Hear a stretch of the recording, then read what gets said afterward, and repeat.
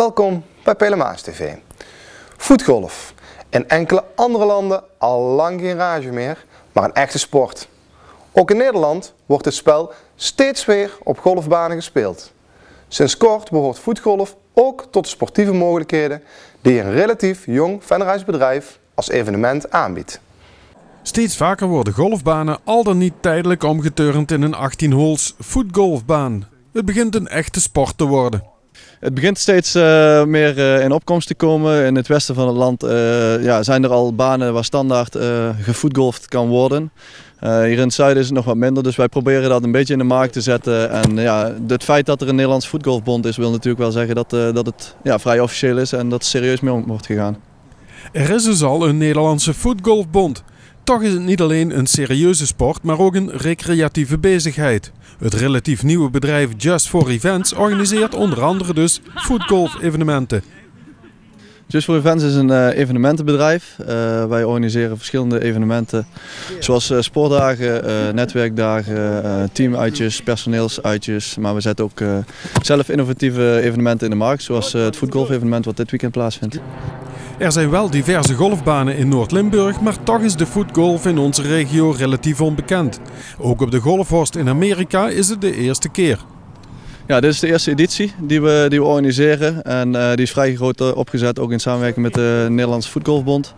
En de eerste editie ook op de Golfhorst en voor hun ook nieuw. En voor ons, we hebben affiniteit met voetbal en goed, het is heel leuk om te doen en ook de Golfhorst is tot nu toe zeer positief daarover. Hoe weet je nou welke bal van wie is? Ja, je eigen bal in de gaten houden. Dus dat is niet zo moeilijk. Goed op blijven letten dus. Goed op blijven letten, dat is het belangrijkste. Hoeveel pogingen had je nodig voor deze hole? Deze 7. Maar ik heb een beetje een valse start gemaakt doordat ik na hole 2 al op mijn rug lag. Dus ja. En hoe kwam dat? Ja, nat. Gladde schoenen. Dus belangrijk dat je goed schoeisel hebt. En helaas speel ik op zwavelbalschoenen. Dus... Hoe komt het dat je zo nat bent op je rug? Omdat het glad is. Ik heb een slippertje gemaakt. Levensgevaarlijk. Levensgevaarlijk, ja. En dat andere schoeisel is voor een voetballer niet de enige handicap. Behalve dat het voetgolf ook nog zwaar is, kom je op een voetbalveld meestal geen bomen of slootjes tegen. Ja, veel meer moet wel op techniek trappen. Ik denk van kunnen verrossen, maar dat gaat niet lukken. En waarom lukt dat niet? Omdat dan vliegt hij links, rechts tegen de boom in de beek. Dus je moet wel een beetje gericht schieten. Veel vies tegen. Waarom? Ja, je verwacht dat het makkelijker is dan het ziet er makkelijker uit dan dat het is. En hoe komt dat? Zelfoverschatting of zelfonderschatting misschien wel. Misschien dat je verwacht dat je het beter doet, maar het valt tegen. Wij komen uit Zaandam. En hoe ben je hier verzeild geraakt bij dat voetgolf? We zijn meegegaan bij met een vriend van mij. En die heeft al vaker meegedaan. Dus voor mij is het de eerste keer. Dus, maar we kennen de toernooien die hier gehouden worden. Dus dat was wel waard om even een paar uur voor te rijden. Hè? Ja, bij de hoogteverschillen rolde die af en toe wel wat naar beneden toe, maar verder viel het al mee. En dat je niet op voetbalschoenen mocht, is dat een extra handicap? Ja, die glijdt vaak uit. Het jonge bedrijf Just for Events richt zich met name op bedrijfsuitjes, teambuilddagen, sportdagen en netwerkevenementen. En men is altijd op zoek naar nieuwe uitdagingen om te organiseren. Zo zitten we eventueel te denken aan beach soccer, maar we zijn ook aan andere evenementen aan het denken dat wat minder gespecialiseerd op voetbal is. Maar daar zijn we nog over bezig, we zijn er nog niet helemaal uit, maar onze horizon is vrij breed om het zo maar te zeggen. Dus de volgende keer gaat het om voetballen met golfballetjes? Nou, dat zal wel lastig worden en het is heel lastig natuurlijk om zo'n klein balletje te raken. Daar kunnen we beter een club voor gebruiken, maar we zijn erover nadenken, we kijken wat het wordt. Duizenden docenten trokken dinsdag naar de Amsterdam Arena om te staken tegen de bezuinigingen op het passend onderwijs. Zeker 1737 scholen hielden de deuren dicht vanwege het stakende personeel. Op ruim 3360 scholen werd gestaakt. Zo ook op basisschool De Vlaswei in Venray. Waarom hebben jullie vandaag actie gevoerd? Wij hebben actie gevoerd omdat we het niet eens zijn met de bezuinigingen die in Den Haag doorgevoerd worden in het kader van het passend onderwijs. Staking in de arena was niet wat we hier wilden, maar we willen natuurlijk wel laten zien op een ludieke manier dat we het niet eens zijn met de plannen uit Den Haag. Ja, dan zie ik vandaag heel veel handjes, rugzakken. Waar staat dat voor symbool voor? Nou, in het kader van passend onderwijs is het meer handjes voor de klas. Zouden we heel graag willen, maar daar wordt nu juist op bezuinigd. De ondersteuning vanuit bijvoorbeeld de rekscholen, maar ook vanuit een SBO-school, die wordt minder. Althans, het geld daarvoor wordt minder. De rugzakleerlingen worden daar de dupe van. Dat zijn dan de rekleerlingen, gesymboliseerd door de rugzak, zeg maar. Dat soort voorzieningen die worden dus steeds minder en daar wordt op gekort. En daar zijn we het uiteraard niet mee eens. Dan wil de minister 300 miljoen korten op het onderwijs, op het passend onderwijs. Ja, wat betekent dat dan voor de Vlaswei? Dat betekent dat we op den duur grotere klassen krijgen met meer zorgleerlingen. En dat betekent dat de leerkracht zijn zorg moet verdelen over meer leerlingen en zwaardere zorg moet bieden. En dat gaat ten koste van alle leerlingen. En dat is ook een hogere werkdruk. Zeker weten, ja. Ontslagen, moeten we daar ook aan denken? Zou dat een gevolg kunnen zijn? In het reguliere onderwijs zal dat niet het geval zijn, maar als je kijkt naar de SBO-scholen en zeker op de rekscholen, de ambulant begeleiders, maar ook leerkrachten van rekscholen, dan zal dat zeker het geval zijn. Ja, wat denken jullie? Al die protesten, zal de minister daarvan onder de indruk zijn? We hopen het, maar het zal waarschijnlijk niet gebeuren. De bezuinigingen zullen wel doorgaan, maar we hopen op een andere manier. Ja, en wat specifieker, wat denken jullie dan aan? Ja, wat specifieker. Kijk, eigenlijk zouden de bezuinigingen gewoon van tafel moeten, maar wij realiseren ons, zeker als je bedenkt dat op dit moment in het Katshuis ook alweer nieuwe bezuinigingsrondes uit onderhandeld worden. Dat zal heel moeilijk zijn, maar we moeten wel een signaal afgeven. Op een gegeven moment houdt het natuurlijk op.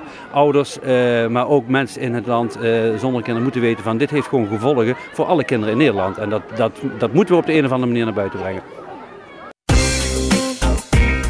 De derby Venray-Deurne in de hoofdklasse B wordt gespeeld op zaterdagavond 17 maart. De aftrap is om 7:30 op Sportpark De Wieën. De inhaalwedstrijd tegen Gemert is vastgesteld op paasmaandag 9 april. Het duel begint niet om 2:30, maar om 5 uur. Een week later speelt Venray de uitwedstrijd tegen Nune op zaterdag 14 april om 7:30 's avonds. De andere wedstrijden van de komende weken zijn gewoon op zondag. Venray Muzikaal Totaal wordt op vrijdag 22 juni voor de 16e maal gehouden. Net als andere jaren wordt er ook dit jaar gezocht naar bands, joekskapellen, fanfares, zangkoren en harmonieën. Muzikanten kunnen zich tot 31 maart inschrijven door het inschrijfformulier op de site venraymuzikaaltotaal.nl in te vullen.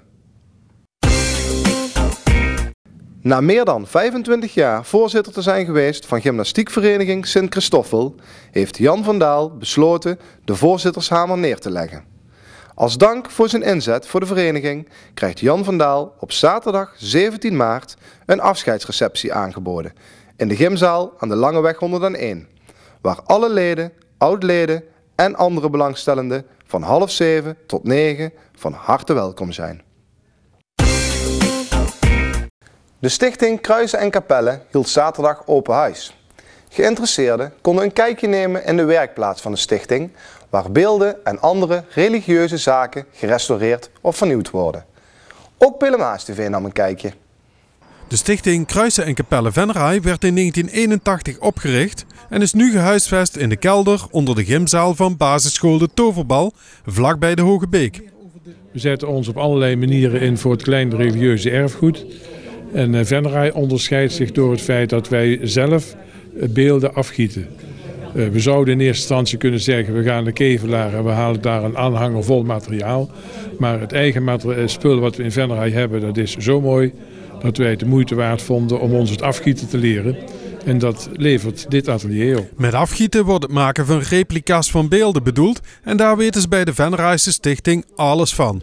Nou, eerst als de beelden binnenkomen worden ze gerestaureerd.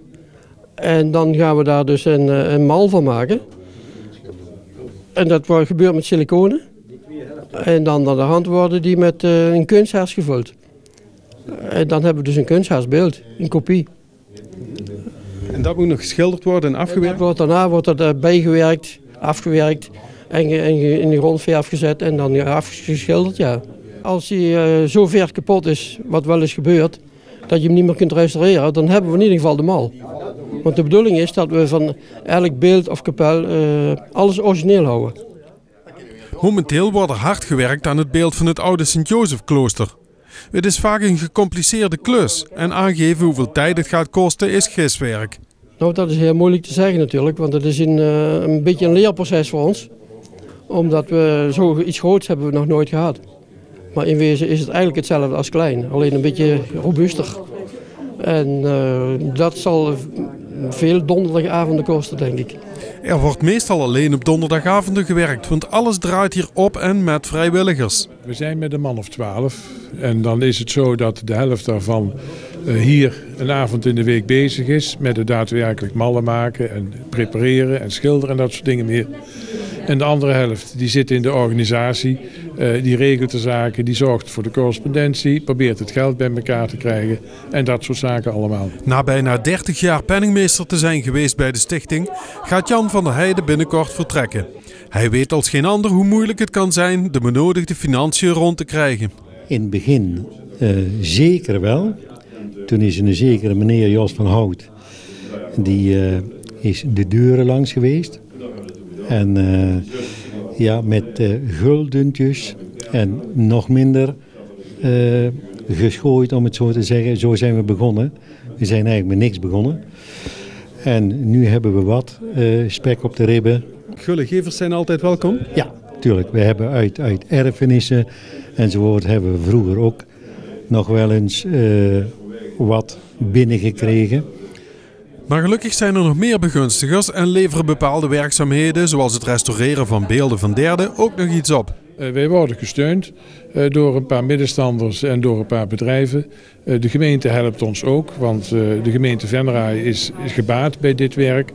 Als je weet dat de helft ongeveer van de 80 kruisen en kapellen eigendom is van de gemeente en wij voor het reguliere kleine onderhoud zorgen, dan heeft de gemeente er een heleboel voordeel bij als wij dat werk doen. En ja, een stuk saamhorigheid hebben we hier. Dus met z'n allen de schouders eronder en dan gaat het wel. Bedankt voor het kijken naar Pelemaas TV. Kijkt u ook weer aanstaande donderdag naar een nieuwe uitzending van Venray en Bedrijf aan tafel. En anders weer aanstaande zaterdag naar een nieuwe uitzending van Pelemaas TV.